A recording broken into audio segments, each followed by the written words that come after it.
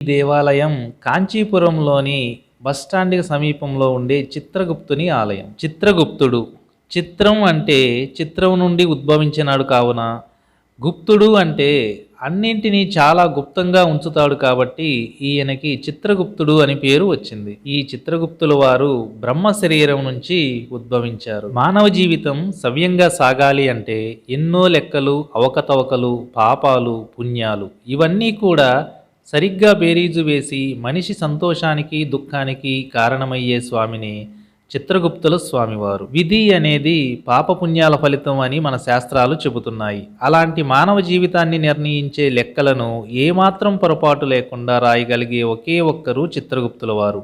అందుకే ఈ స్వామి దగ్గర పెన్నులను అభిషేకించి ఉపయోగిస్తే మన జీవితం అనే లెక్క సరిగ్గా సాగిపోతుంది అని, మంచి ఉన్నతమైన ఉద్యోగాలు వస్తాయని భక్తుల నమ్మకం.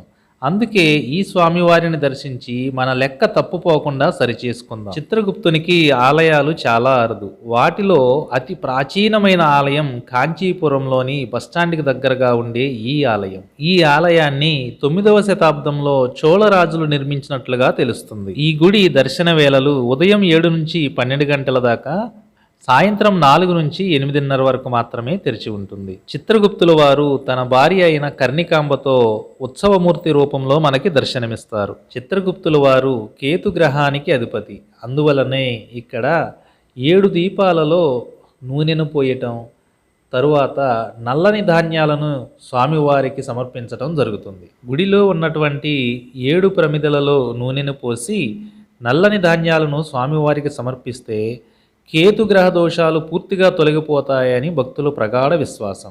కాంచీపురం ఎలా చేరుకోవాలో ముందు వీడియోలో నేను వివరించాను. ఈ వీడియో కనుక మీకు నచ్చినట్లయితే వీడియోని లైక్ చేయండి, ఛానల్ని సబ్స్క్రైబ్ చేయండి. ధన్యవాదాలు.